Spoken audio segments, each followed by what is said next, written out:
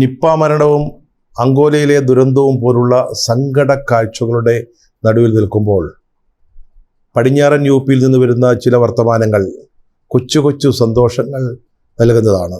ഹരിദ്വാറിലേക്കുള്ള കൻവാർ യാത്രയുടെ പേരിൽ, അത് വർഷം തോറും വടക്കേന്ത്യയിലെ ശിവഭക്തരായ ആളുകൾ നടത്തുന്ന ഒരു തീർത്ഥാടനമാണ്. അതിൻ്റെ പേരിൽ അവിടുത്തെ ജനങ്ങളെ വേർതിരിച്ചും വിഭജിച്ചും നിർത്താനുള്ള ഉത്തർപ്രദേശ്, ഉത്തരാഖണ്ഡ് സർക്കാരുകളുടെ ശ്രമങ്ങൾക്കെതിരെ ഉയരുന്ന പ്രതിരോധത്തിൻ്റെയും ചെറുത്തുനിൽപ്പിൻ്റെയും പ്രതീകമായും അതുപോലെ തന്നെ കേന്ദ്ര ബിന്ദുവായും രാഹുൽ ഗാന്ധി മാറുന്നു എന്നുള്ളതാണ്. രാഹുൽ വീണ്ടും ഹീറോ ആകുന്ന ഒരു സാഹചര്യമാണ് ഇവിടെയും നമ്മൾ കാണുന്നത്. ശിവഭക്തരുടെ വാർഷിക തീർത്ഥാടനമായ കാൻവാർ യാത്ര ഇന്നൊരു വലിയ വിവാദ വിഷയമായി മാറിയിരിക്കുകയാണ്. ശ്രാവണ മാസത്തിൻ്റെ 1-ാം ദിനമായ ഇന്ന് ഈ യാത്ര ആരംഭിക്കുന്നു. അതിനുശേഷം ആഗസ്റ്റ് 19 വരെ ഈ തീർത്ഥാടനം നീണ്ടു നിൽക്കും. ശിവഭഗവാന് സമർപ്പിക്കാനായി ഉത്തരാഖണ്ഡിലെ ഹരിദ്വാർ, ഗോമുഖ്, ഗംഗോത്രി മുതലായ പുണ്യ കേന്ദ്രങ്ങളിൽ നിന്ന് ഗംഗാജലം, പുണ്യജലം ശേഖരിച്ചു കൊണ്ടുവരാനുള്ള യാത്രയാണ് ഈ കൻവാർ യാത്ര എന്ന പേരിൽ അറിയപ്പെടുന്നത്. ഈ ഒരുതരം കാവടി മുള കൊണ്ടുണ്ടാക്കിയ ഒരു നീളൻ കമ്പാണത്. ഇതിൻ്റെ ഇരുവശങ്ങളിലായിട്ട് തൂക്കിയിരിക്കുന്ന മൺകുടങ്ങളിലാണ് അവിടെ നിന്ന് ഗംഗാജലം ശേഖരിച്ചു കൊണ്ടുവരിക. അത് നാട്ടിൽ കൊണ്ടുവന്ന് അവരവരുടെ സ്ഥലത്തെ ശിവക്ഷേത്രങ്ങളിൽ വഴിപാടായി സമർപ്പിക്കും. അതാണ് അതിൻ്റെ രീതി. ആ ഗംഗാജല ശേഖരണത്തിനായി പോകുന്ന യാത്രയാണ് കൻവാർ യാത്ര. ഈ കൻവാർ യാത്രയുടെ ഈ റൂട്ടിലുള്ള എല്ലാ കച്ചവട സ്ഥാപനങ്ങളിലും, അത് ഭക്ഷണശാലകളാവട്ടെ, മറ്റ് കടകളാവട്ടെ, പഴവും പച്ചക്കറിയും വിൽക്കുന്ന സ്ഥാപനങ്ങളാവട്ടെ, ഇവയുടെയൊക്കെ മുമ്പിൽ ആ കട നടത്തുന്ന ആളിൻ്റെ അല്ലെങ്കിൽ അതിൻ്റെ ഉടമസ്ഥൻ്റെ പേരും അവിടെ പണിയെടുക്കുന്ന ആളുകളുടെ പേരും പ്രദർശിപ്പിക്കണം എന്ന ഒരു നിർദ്ദേശം, പുതുതായിട്ടുണ്ടായ ഒരു നിർദ്ദേശമാണ്. അതാണ് ഇപ്പോൾ വലിയ വിവാദമായി മാറിയിരിക്കുന്നത്. യു.പിയിലെ മുസാഫർനഗർ ജില്ലയിലാണ് ആദ്യം ഈ നിർദ്ദേശം നടപ്പാക്കാനായിട്ട് ആലോചിച്ചതും പ്രഖ്യാപിച്ചതും. അത് വലിയൊരു തർക്ക വിഷയമായി.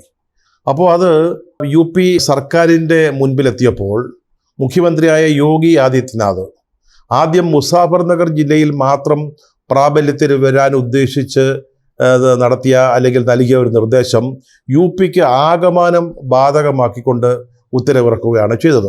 അതിൻ്റെ പിന്നാലെ ഉത്തരാഖണ്ഡ് സർക്കാരും ഇതേ ഒരു നിർദ്ദേശം അല്ലെങ്കിൽ ഒരു കൽപ്പന പുറപ്പെടുവിക്കുകയുണ്ടായി. ഇപ്പോൾ ഏറ്റവും അവസാനം മധ്യപ്രദേശിലെ ഉജ്ജയിൻ ജില്ലയിലെ ജില്ലാ ഭരണകൂടം ഈ നിർദ്ദേശം പ്രാബല്യത്തിൽ വരുത്തുകയാണെന്ന് പ്രഖ്യാപിച്ചിരിക്കുകയാണ്. അതായത് ഈ റൂട്ടിലുള്ള എല്ലാ കടകളുടെയും മുമ്പിൽ അതിൻ്റെ ഉടമസ്ഥരുടെയും ജീവനക്കാരുടെയും പേര് വിവരം പ്രദർശിപ്പിക്കണം. ഈ ഉത്തരവിൻ്റെ ഉദ്ദേശം, അതിന് പിന്നിലെ ലക്ഷ്യം വളരെ പ്രകടമായിരുന്നു. ഈ കൻവാർ യാത്ര റൂട്ടിലുള്ള കച്ചവടക്കാർ, ധാരാളം ഭക്ഷണശാലകളടക്കമുള്ള കച്ചവട കേന്ദ്രങ്ങളുണ്ട്. അവയിൽ മുസ്ലിങ്ങളുടെ കടയേത് അല്ലെങ്കിൽ ഹിന്ദുക്കളുടെ കടയേത് എന്നിങ്ങനെ വേർതിരിച്ച് വിഭജിച്ച് നിർത്തുക എന്നുള്ളതായിരുന്നു ഇതിൻ്റെ ഉദ്ദേശം.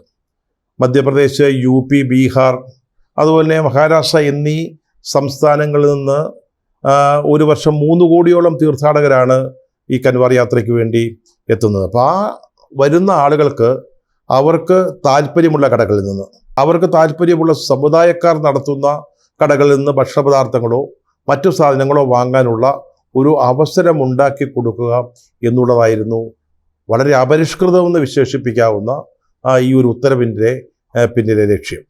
ഇത് ഉത്തർപ്രദേശിലെയും ഉത്തരാഖണ്ഡിലെയും കച്ചവടക്കാർക്കിടയിൽ, അത് ഹിന്ദുവെന്നോ മുസൽമാനെന്നോ വ്യത്യാസമില്ലാതെ എല്ലാ വിഭാഗങ്ങളിലും പെട്ട കച്ചവടക്കാരുടെ ഇടയിൽ വലിയൊരു എതിർപ്പിന് കാരണമായി. കാരണം ഇത് ഈ ഒരു സമയം, ഏതാണ്ട് 1 മാസത്തോളം നീളുന്ന ഈ തീർത്ഥാടന കാലയളവിൽ ഒരു വലിയ കച്ചവടം നടക്കുന്ന ഒരു സമയമാണ്. അതുപോലെ തന്നെ ധാരാളം തൊഴിലാളികൾക്ക് ഒരു വരുമാനം കിട്ടുന്ന സമയമാണിത്. ഈ തീർത്ഥാടന കാലത്ത് 500, 600, 700 രൂപ വരെ ദിവസക്കൂലിക്ക് ജോലി ചെയ്യുന്ന ആളുകളുണ്ട്. ഹിന്ദുക്കളുടെ കടകളിൽ മുസൽമാന്മാർ ജോലി ചെയ്യുന്നുണ്ടാവും, മുസ്ലിങ്ങളുടെ കടകളിൽ ഹിന്ദുക്കളെ ജോലി ചെയ്യുന്നുണ്ടാവും. ജോലികളൊക്കെ ചെയ്യുന്നത് അതൊന്നും മതത്തിൻ്റെ അടിസ്ഥാനത്തിലല്ല. പക്ഷേ ഇതിൻ്റെ പിന്നിൽ വളരെ ഗൂഢമായ ലക്ഷ്യം അത് കച്ചവടക്കാർക്ക് മനസ്സിലായി, സാധാരണക്കാർക്ക് മനസ്സിലായി. അതുകൊണ്ട് തന്നെയാണ് വലിയ എതിർപ്പുണ്ടായത്. അപ്പോൾ ഈ കച്ചവടക്കാർ, പ്രത്യേകിച്ച് UP-യിലെ കച്ചവടക്കാർ ഏതെങ്കിലും രാഷ്ട്രീയ പാർട്ടിയുടെ ആഹ്വാനം അനുസരിച്ചൊന്നുമല്ല. അവരുടേതായ ഒരു തീരുമാനപ്രകാരം ഇതിനെതിരെ വളരെ ശക്തമായിട്ടുള്ളൊരു ചെറുത്തുനിൽപ്പ് അല്ലെങ്കിൽ ഒരു കാമ്പയിൻ സംഘടിപ്പിച്ചു. അത് രാഹുൽ ഗാന്ധി മുന്നോട്ട് വെച്ച മുദ്രാവാക്യം, അതായത് ഈ വിദ്വേഷത്തിൻ്റെ കമ്പോളത്തിൽ നമുക്ക് സ്നേഹത്തിൻ്റെ കടകൾ തുറക്കാം എന്ന മുദ്രാവാക്യം. അത് ഭാരത് ജോഡോ യാത്ര, ഒന്നാം ജോഡോ യാത്രയിൽ അദ്ദേഹം ഇന്ത്യയുടെ മുമ്പിൽ വെച്ച ഒരു മുദ്രാവാക്യമായിരുന്നു. അതിൽ നിന്ന് ഊർജം ഉൾക്കൊണ്ടുകൊണ്ട് ഈ കച്ചവടക്കാർ അവരുടെ സ്ഥാപനങ്ങളുടെയും അവരുടെ ചെറിയ തട്ടുകടകളാണെങ്കിൽ തട്ടുകടകൾ, അല്ലെങ്കിൽ തട്ടുപോലുള്ള സംവിധാനങ്ങളിലെ പച്ചക്കറിയും പഴവും വിൽക്കുന്ന കടക്കാർ, അവരൊക്കെ അവരുടെ കടയുടെ മുന്നിൽ ഒരു പോസ്റ്റർ, ആ പോസ്റ്ററിൽ രാഹുൽ ഗാന്ധിയുടെ ചിത്രവുമുണ്ട്. അതിലിങ്ങനെ എഴുതിയിരുന്നു, ഇത് സ്നേഹത്തിൻ്റെ കടയാണ്, അല്ലാതെ രാമചന്ദ്രൻ്റെ കടയല്ല, അല്ലെങ്കിൽ ഉസ്മാൻ്റെ കടയല്ല, റഹ്മാൻ്റെ കടയല്ല, ഇത് സ്നേഹത്തിൻ്റെ കടയാണ്. നാ മുസൽമാൻ നാ ഹിന്ദു, ഇത് മുസൽമാൻ്റെയും മുസ്ലിമിൻ്റെയും കടയല്ല എന്ന ഒരു പോസ്റ്റർ രാഹുൽ ഗാന്ധിയുടെ ചിത്രത്തോടു കൂടി ഈ കടകളുടെയും അല്ലെങ്കിൽ കൊച്ചു കൊച്ചു കച്ചവട സ്ഥാപനങ്ങളുടെയും മുമ്പിൽ പ്രദർശിപ്പിച്ചു. ഇത് വലിയ തോതിലുള്ള പ്രതികരണമാണ് ഇപ്പോൾ UP-യിൽ ഉണ്ടായിരിക്കുന്നത്. ഞാൻ നേരത്തെ പറഞ്ഞ രാഷ്ട്രീയ പാർട്ടികളുടെ ആഭിമുഖ്യത്തിലല്ല ഇതൊന്നും നടന്നത്. കച്ചവടക്കാർ അവർ സ്വന്തം നിലയ്ക്ക് ചെയ്തതായിരുന്നു. മാറുന്ന ഇന്ത്യയുടെ ഒരു മുഖമായിട്ട് വേണം നമ്മളിതിനെ കാണേണ്ടത്. ഇവിടെ വെറുപ്പിൻ്റെയും വിദ്വേഷത്തിൻ്റെയും വിഭജനത്തിൻ്റെയും ഒരു രാഷ്ട്രീയത്തിന് ബദലായി മറ്റൊരു പുതിയ രാഷ്ട്രീയം അല്ലെങ്കിൽ രാഷ്ട്രീയ ചിന്താധാര വളർന്നു വരുന്നു എന്നുള്ളതിൻ്റെ ഒരു ഉത്തമ ഉദാഹരണമാണിത്, അല്ലെങ്കിൽ അതിൻ്റെ ഒരു സൂചനയായിട്ട് നമ്മളിതിനെ കാണേണ്ടതുണ്ട്. നേരത്തെ ഭാരത് ജോഡോ യാത്രയിൽ രാഹുൽ ഗാന്ധി ഇത് പറഞ്ഞപ്പോൾ BJP സംഘപരിവാർ സംഘടനകളൊക്കെ അതിനെ പരിഹസിക്കാറുണ്ടായത്. പക്ഷേ അത് ഇന്ത്യ ഏറ്റെടുത്ത് തുടങ്ങിയിരിക്കുന്നു എന്നുള്ളതിൻ്റെ ഒരു ഉദാഹരണമാണ്. ഈ ചെറുത്തുനിൽപ്പിൻ്റെ പ്രതീകമായിട്ട്, അല്ലെങ്കിൽ അതിൻ്റെ മുഖ്യ മുദ്രാവാക്യമായിട്ട് ഇതിനെ അവിടുത്തെ കച്ചവടക്കാർ മുന്നോട്ട് വയ്ക്കുന്നത്. നേരത്തെ UP BJP-യുടെ ഏറ്റവും വലിയ ശക്തമായ കേന്ദ്രമാണ്. ബാലികറ മലയാണെന്നൊക്കെ പറഞ്ഞിരുന്നതാണ്. പക്ഷേ ലോക്സഭാ തെരഞ്ഞെടുപ്പ് വന്നപ്പോൾ അവിടെ BJP-യുടെ ദൗർബല്യം നമ്മൾ മനസ്സിലാക്കി. ഇപ്പോൾ ഇനി അവിടെ ഉടനെ സംസ്ഥാന തെരഞ്ഞെടുപ്പ് നടക്കാൻ പോവുകയാണ്. ഇപ്പോൾ ഈ ഉത്തരവിനെതിരായിട്ടുള്ള പ്രതിഷേധം അല്ലെങ്കിൽ പ്രതികരണങ്ങൾ അത് BJP-യെയും UP-യിലെ BJP-യെയും യോഗി ആദിത്യനാഥിനെയും വിറപ്പിച്ച് തുടങ്ങിയിട്ടുണ്ട് എന്ന കാര്യത്തിൽ യാതൊരു സംശയമില്ല. പഴയ UP അല്ല, ഇന്നൊരു പുതിയ UP വന്നുകൊണ്ടിരിക്കുകയാണ്. ഒരു പുതിയ രാഷ്ട്രീയ ധ്രുവീകരണത്തിന് അല്ലെങ്കിൽ രാഷ്ട്രീയ ചിന്തയ്ക്ക് UP പാകപ്പെട്ട് തുടങ്ങിയിരിക്കുന്നുവെന്ന് നമ്മൾ പാർലമെൻറ്റ് തെരഞ്ഞെടുപ്പിലെ ഫലത്തിൽ നിന്ന് മനസ്സിലാക്കി. ഇപ്പോൾ ഇതാ ഈ ഒരു തീരുമാനം വളരെ വികലമായ, അല്ലെങ്കിൽ നമുക്കതിനെ ഒരിക്കലും അംഗീകരിക്കാൻ മേലാത്ത ഒരു തീരുമാനമാണിത്. അതായത് രണ്ട് സമുദായങ്ങളെ വേർതിരിച്ച് രണ്ട് ഭാഗത്തായിട്ട് നിർത്തുന്ന, അല്ലെങ്കിൽ അത് ലക്ഷ്യമാക്കിക്കൊണ്ടുള്ള ഈ തീരുമാനം. അപ്പോൾ അതിനെതിരായിട്ടുള്ള പ്രതികരണം, ഇതൊക്കെ UP മാറിത്തുടങ്ങുന്നു, അല്ലെങ്കിൽ ഉത്തരേന്ത്യ മാറിത്തുടങ്ങുന്നു, അതിൻ്റെ ലക്ഷണങ്ങൾ കാണിച്ചു തുടങ്ങി. അതുമാത്രമല്ല, ഇവിടെ പ്രതീക്ഷയുടെ കേന്ദ്രബിന്ദുവായി നിൽക്കുന്നത് രാഹുൽ ഗാന്ധിയാണ് എന്നുള്ളതുമാണ്. മതനിരപേക്ഷതയും തുല്യതയും സമത്വവും ഉയർത്തിപ്പിടിക്കുന്ന, അല്ലെങ്കിൽ അതെല്ലാം ഉറപ്പ് നൽകുന്ന ഒരു ഭരണഘടനയുള്ള ഒരു രാജ്യമാണ് ഇന്ത്യ. ആ രാജ്യത്താണ് ഇങ്ങനെ ഭരണഘടനാ വിരുദ്ധമായ ഒരു നിർദ്ദേശം രണ്ട് സർക്കാരുകളുടെയും ഒരു ജില്ലാ ഭരണകൂടത്തിൻ്റെയും ഭാഗത്തു നിന്ന് ഉണ്ടായിരിക്കുന്നത്. വളരെ ജുഗുപ്സാവകം തന്നെ ഈ തീരുമാനത്തെ അല്ലെങ്കിൽ ഈ നിർദ്ദേശത്തെ നമ്മൾ വിലയിരുത്തേണ്ടി വരും. ഒന്ന് ആലോചിച്ച് നോക്കുക. വ്യത്യസ്തമായ വിവിധമായ സംസ്ഥാനങ്ങളിൽ നിന്ന് വരുന്ന തീർത്ഥാടകരാണ്. അവർക്ക് അവരുടെ താല്പര്യമനുസരിച്ച് കച്ചവട സ്ഥാപനങ്ങൾ തിരഞ്ഞെടുക്കുക, അവിടുത്തെ ഭക്ഷണം വാങ്ങിക്കഴിക്കാം, അല്ലെങ്കിൽ അവിടുത്തെ സാധനങ്ങൾ വാങ്ങാം. ഇനി മുസ്ലിങ്ങളെ ഒഴിവാക്കണോ? അപ്പോൾ നമുക്കറിയാമല്ലോ, ഈ പേരുകളിൽ നിന്ന് ഇതെല്ലാം വ്യക്തമാണ്. മുസ്ലിങ്ങളെ നമുക്ക് ഒഴിവാക്കാം, അവരുടെ കടകളിൽ നമുക്ക് കയറാതിരിക്കാം. ഇനി ഹിന്ദു മതവിഭാഗത്തിൽപ്പെട്ട ഏത് കടകളിൽ നിന്നും നമുക്ക് സാധനം വാങ്ങാൻ താല്പര്യമുണ്ടെങ്കിൽ അങ്ങനെയാവാം. ഇനി അതല്ല, ബ്രാഹ്മണ കടകളിൽ നിന്ന് വേണോ? ബ്രാഹ്മണർ നടത്തുന്ന കടകളിൽ നിന്ന് അതിനുള്ള സൗകര്യമുണ്ട്. യാദവരുടെ കടകൾ, അല്ലെങ്കിൽ ജാട്ടുകളുടെ കടകൾ, അല്ലെങ്കിൽ ദളിതർ നടത്തുന്ന കച്ചവട സ്ഥാപനങ്ങളിൽ, അങ്ങനെ നമ്മൾ ആഗ്രഹിക്കുന്ന കടകളിൽ നിന്ന് സാധനങ്ങൾ വാങ്ങാം.